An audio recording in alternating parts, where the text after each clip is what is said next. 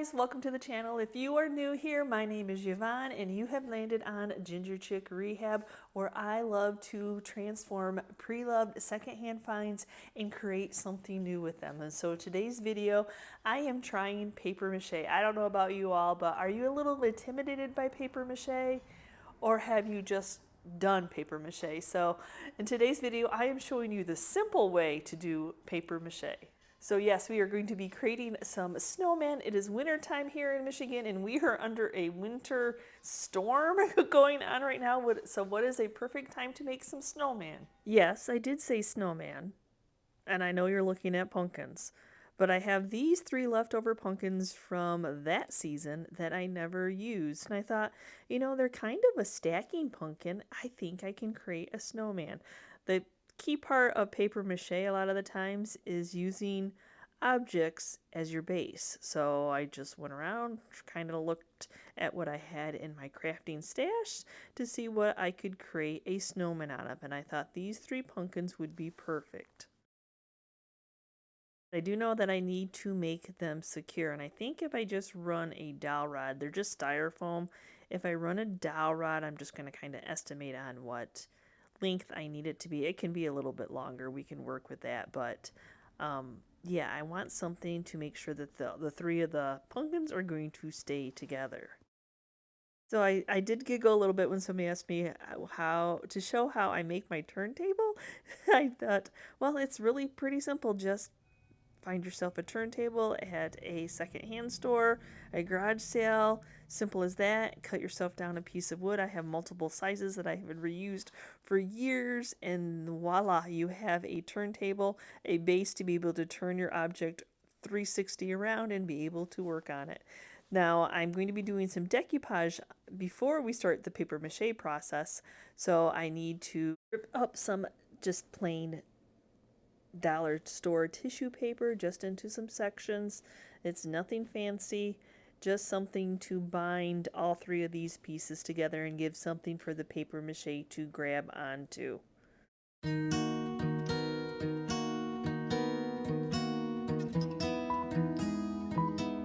Decoupage this tissue paper on. I'm just going to use some Mod Podge, nothing too elaborate. And then I'm glad that I am going to decoupage it together because these pieces didn't really want to stay together. So a little bit of hot glue in between them with the dowel rod in there should hopefully make it more secure.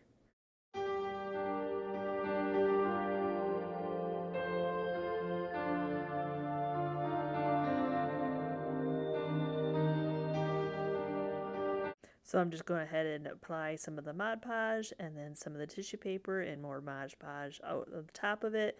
And then I'm really trying to concentrate on the seams and make sure that I get a solid piece of tissue paper that hopefully will hold it securely when it dries and bonds it all together. And then I just keep layering tissue paper until I have the entire surface covered.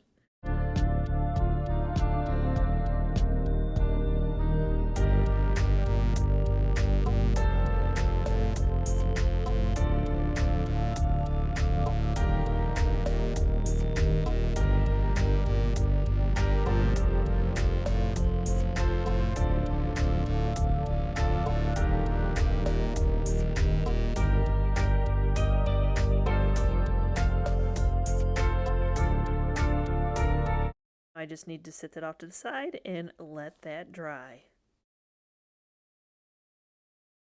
So after all the searching for recipes on how to make paper mache, and you add this and you shred paper and you rip up paper and you add water and let that soak for 24 hours, and then you mix it with joint compound or flour, and then you need to make sure you have a preservative in there, and I'm like, oh my gosh, that was just too much, and I could not come up with a recipe that I'm like, oh, it's so time consuming, and it's already going to be a time consuming project. And I'm like, hey, I wonder if Amazon sells anything like a paper mache. Well, I'll be darned, look at paper mache, dried paper mache in a bag, ready to use. Sorry for the slow motion video, but I just had to explain to you, like, that was a lot of searching. Look, it is all ready. And I ordered a big old bag because I'm like, if this works out, I know I ordered the 6-pound bag because And that's another thing when making it. How much do you need? Are you going to make enough for the project on hand? That was so undecided. So now all you do is mix it with water. So it says like a 3-to-1 ratio, so 3 helpings of the paper mache to 1 water, but I find that I was just more of just like a mix as you go eyeball. I thought it was going to be really complicated and I was going to need a blender or something, but really just a Ziploc. That's all I needed. Notice it is a little bit dusty, a little messy, paper mache. Anyway, Mod Podge is messy. A lot of crafting is messy. So all I did was pour it into the Ziploc, and now I'm just going to eyeball like what I think my third of the water would be, and then you kind of work from there. Like if it's too wet, then you add a little bit more of the dry paper mache. If it's too dry, then you add a little bit more water. So the key part here is just to make sure that you have your Ziploc sealed, and then you just kind of mix it together, meet it together. It kind of reminded me of when, other than the mixing it like this, it kind of reminded me when you're adding powdered sugar to puppy chow. When you do that.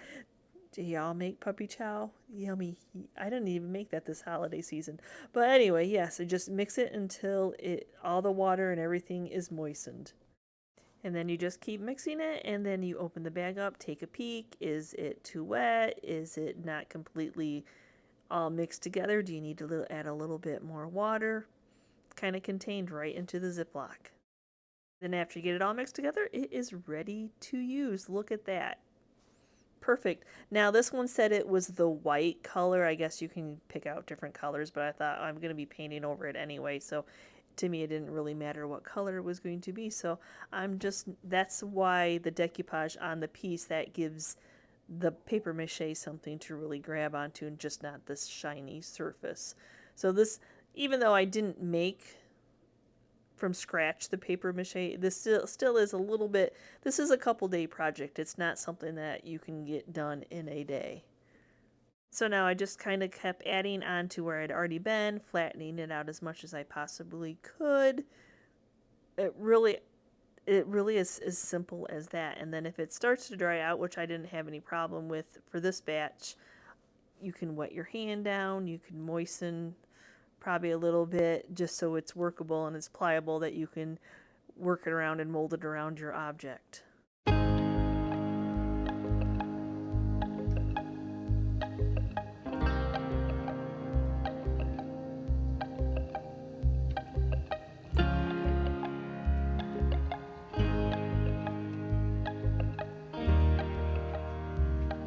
First batch I mixed up was not enough to complete this project, so there's another reason I was a little bit leery about making my own, because I'm like, what if you're in the middle of your project and you had to wait and do, yeah. So anyway, I'm happy that I had a bag full of it, so I was able to mix up more as I needed it.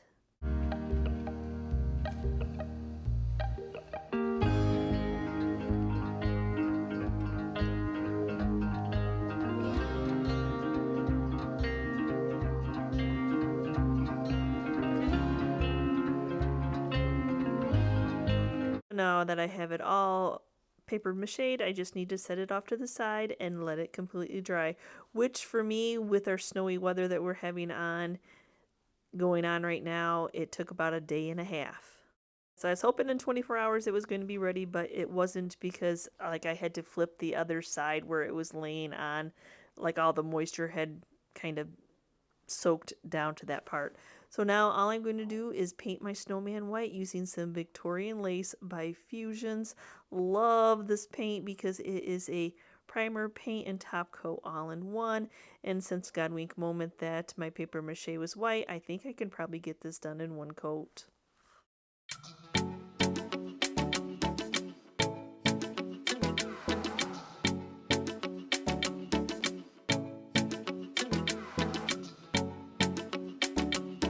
After flipping both sides and making sure everything was painted, my snowman is dry and I can start creating his little personality. So I'm going to start off with a scarf.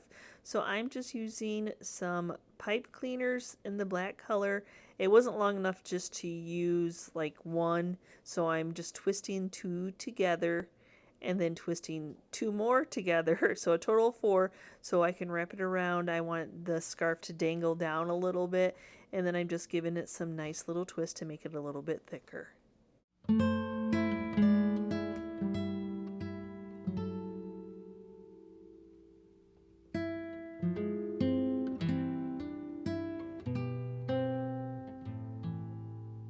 So now I went in my stash to look to see what I had to create character, and I have some black palms that I probably had for Halloween, and I thought, oh, look at, they make the perfect little coal buttons for his front, and then I'll kind of just squish them down a little bit into the glue so they're not quite as puffy.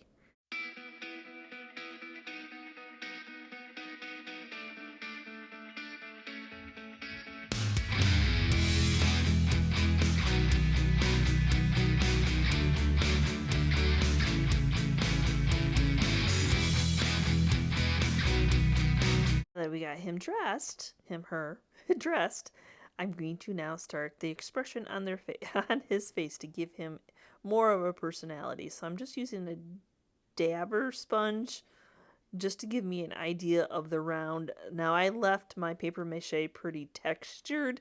You can smooth it out, I believe, just by like water, rag, you know, like smoothing it when it was still wet, but I didn't because I like the distressed kind of grungy look that I'm going to end up giving these at the end. So I did have to clean up my eyeballs just a little bit with a little fine paintbrush. Because the head on this one, because of the pumpkin, is a little bit on the shorter side. I can't really imagine, like, if I put a hat on him, it would take away from his little face. So I'm going to go ahead, and I didn't pre-plan this, but, you know, you just kind of create as you go, that I thought he could use a carrot nose. So I'm just going to make a carrot nose out of some air dry clay. So just shape a little nose. I'm going to take some Titebond quick and thick glue and glue it on, and I think that would be super cute. Since his palms coal buttons are sticking out, I think it'd be fine for him to have a nose that's kind of sticking out. And then I think I'm just going to give him a dotted little smile.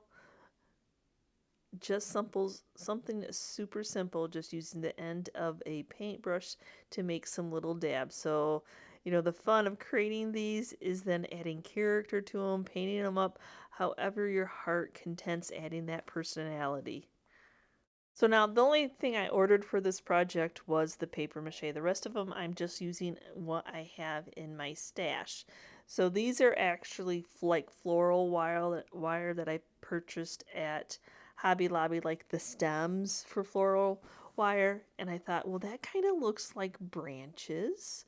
So that would be nice to give this little guy, or big guy, some arms. I was kind of trying to see if I could flare out like the ends of them a little bit to give it like a hand kind of look, like multiple branches or not. But that wire in there is pretty tight weaved, so a little bit of a bend. We'll see if that works.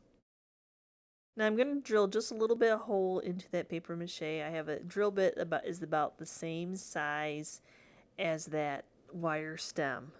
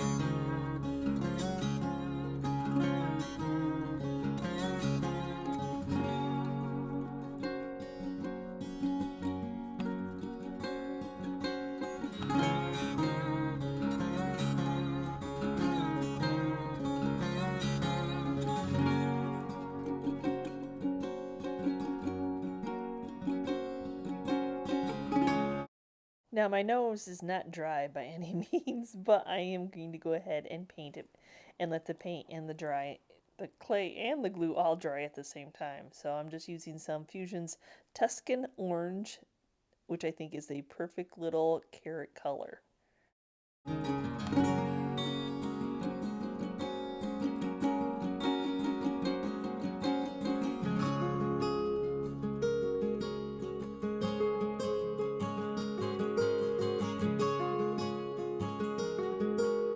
I did feel like his arms just needed something a little bit more. So I have this wire that I bought, I believe, like in the jewelry making section at Walmart, because it was black. It's a copper wire, and I didn't want to use it all up trying to make arms for this big of a snowman, but I thought just twisting it around will tie the arms in together, give him some little bit more like fingers and hands at the end, and then I can just tuck that end and kind of stick it, because it's sharp, into the paper mache.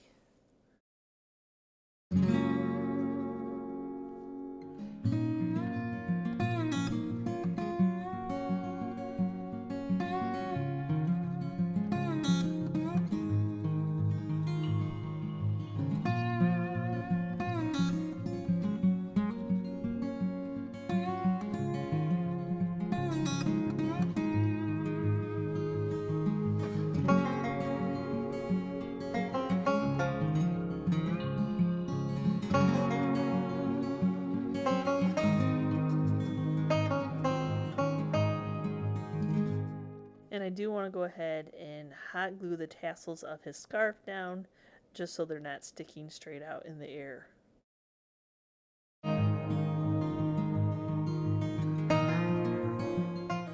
And then the one last thing that I want to do is, I don't want my snowman to be crisp white like he is.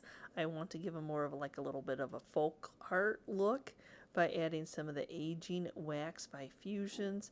So I'm just going to brush it on, and then I'll wipe off the excess, hoping that it sticks into all that texture I left when I was doing the paper mache originally.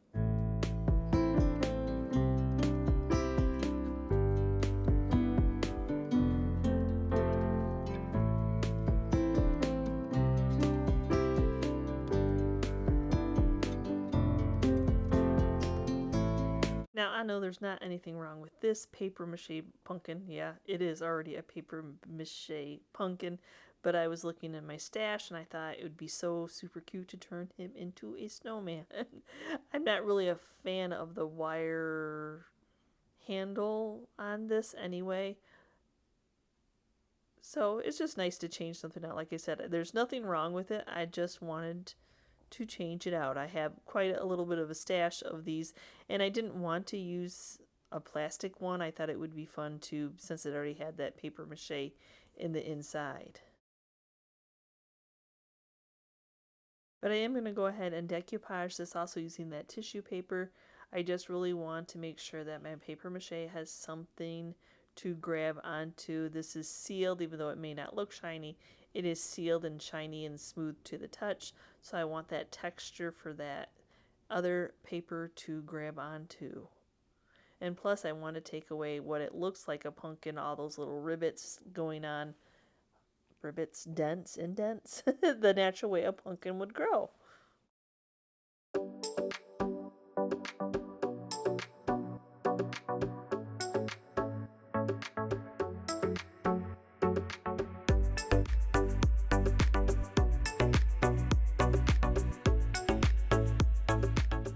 So after it dried for a bit, I'm going to go ahead and start to, this is my second batch.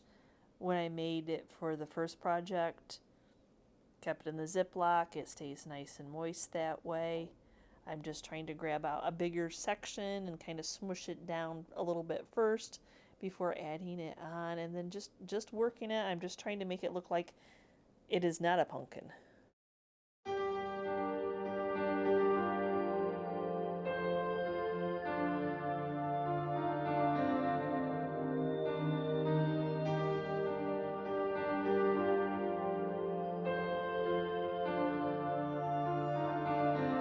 I I do notice though that my hand kind of sticks to the paper mache, kind of making like pointy ends. So all I'm doing, I have a bucket of water and I'm just wetting my hand down as I'm working with it to try to prevent that.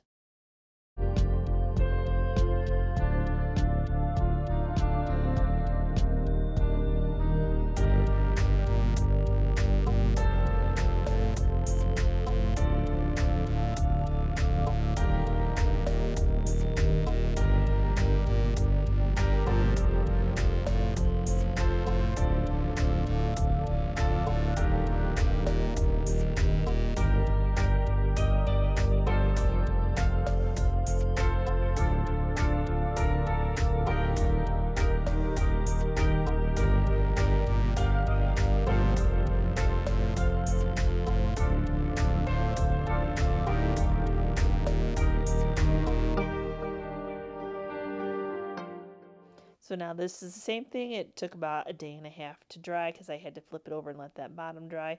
Painting it with that same Victorian lace, and it really is only taking one coat to cover it.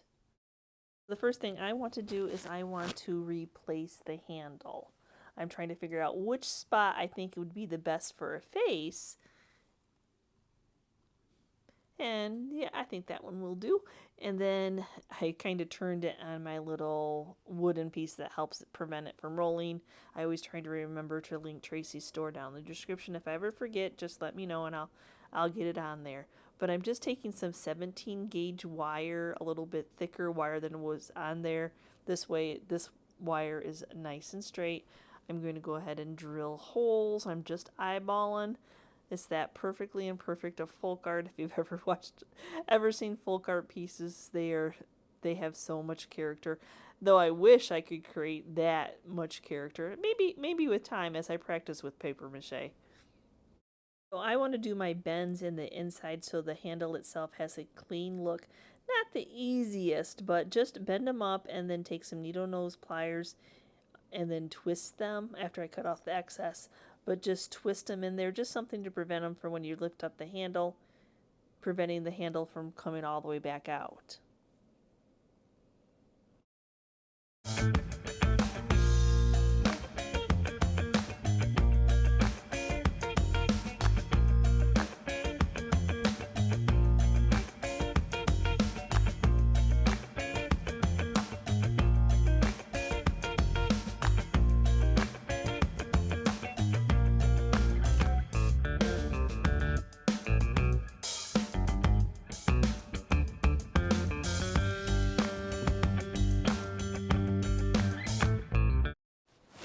Now that I have the handle glued in place, I'm starting to add some character. We're going to add just simple face. I'm just, for my first ever paper mache projects, I am just going simple.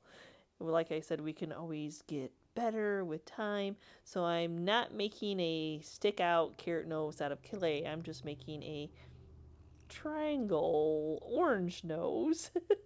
I was trying to center it with the handle. That's why I wanted to get that handle on there first.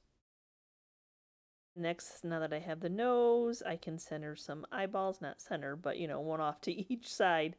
Just a little bit of dab using the back of a paintbrush, and then just trying to make them like size appropriate. The fun is there's no rhyme or reason to why or how you do it. You can make big, you can make small, you can add multiple colors.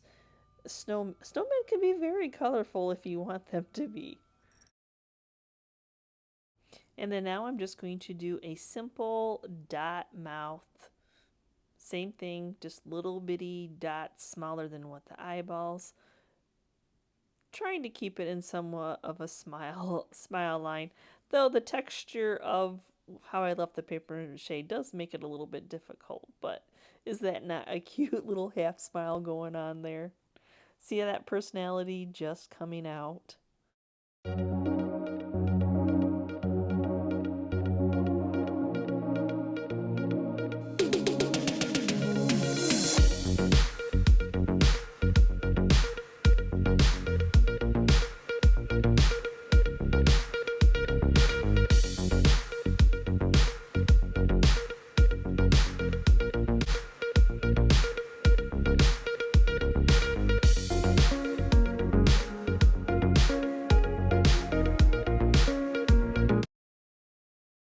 Then I thought for a little bit more character, why don't we add some pinky rosy cheeks.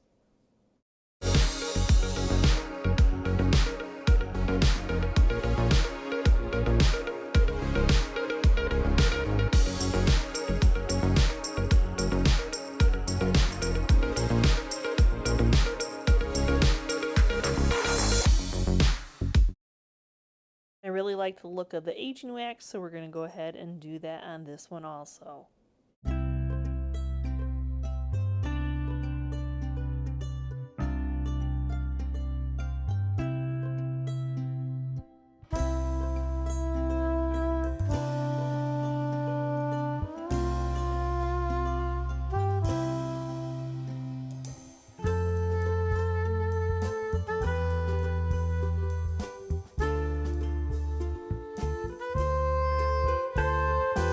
So the nice thing about paper mache is you can use the unusual objects. You can use things right out of your recycle bin, right out of your trash, like this little very unique shaped bottle.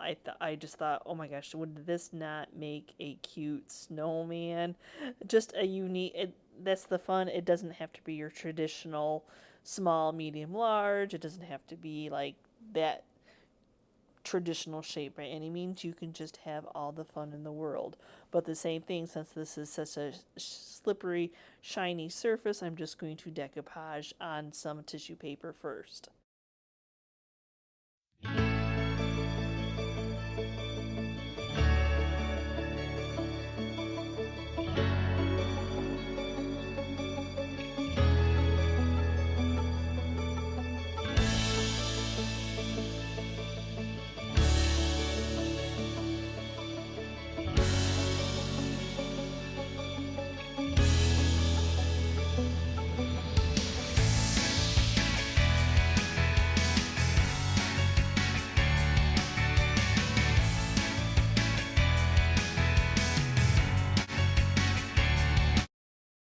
So I definitely don't have any regrets on ordering a big bag of this dried paper mache by any means, because now I need to make up some more and I can make another project.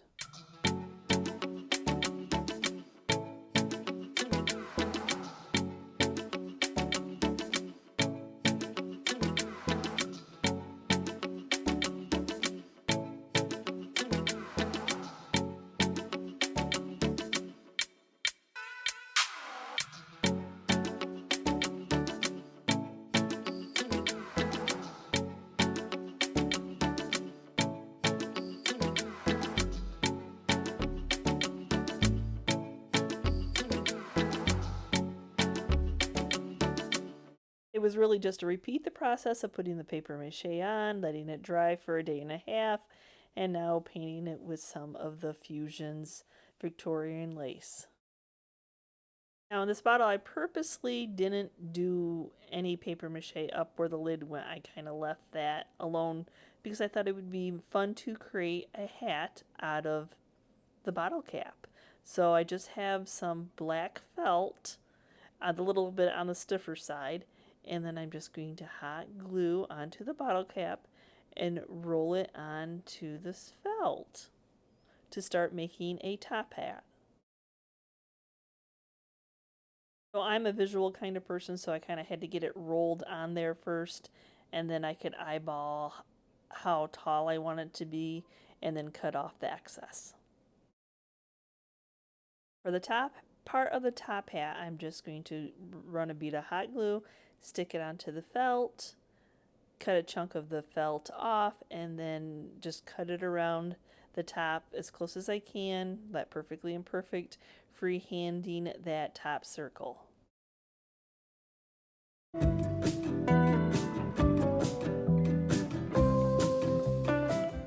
Now for the brim, I'm not going to glue that on yet. I'm going to kind of eyeball the size that I need to make a little bit of a brim. I'm going to cut out a circle, but then I'm going to cut out the middle just a little bit so I can slide it over the top of the bottle.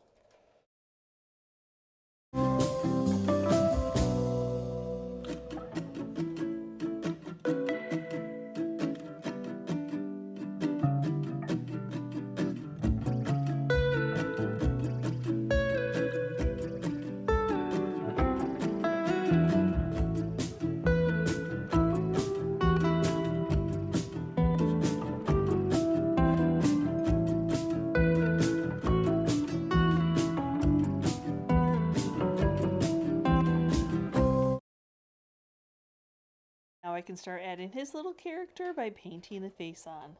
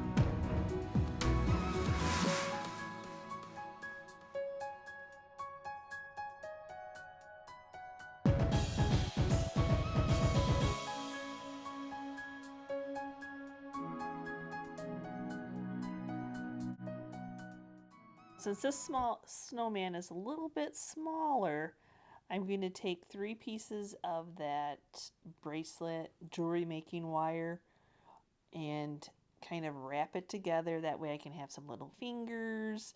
Just twisting it, I think would be super cute to make some arms for the snowman.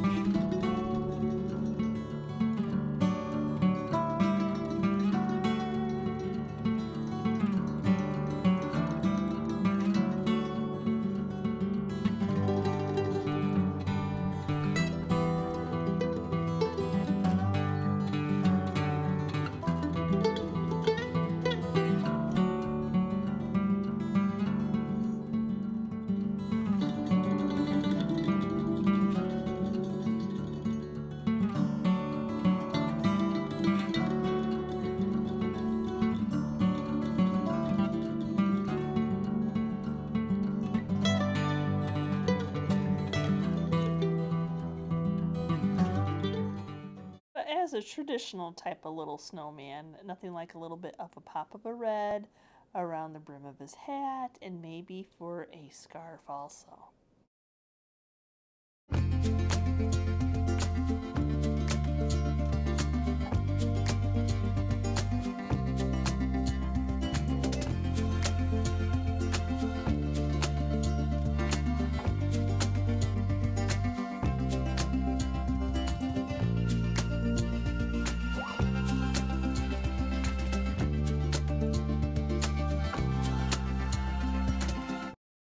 Then after gluing the little scarf down, I thought, you know, I just love how my perfectly imperfect snowman is.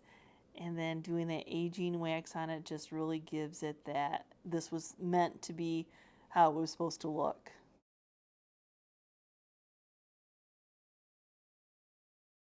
And one finishing touch of a little rusty crusty bell to go on that top hat.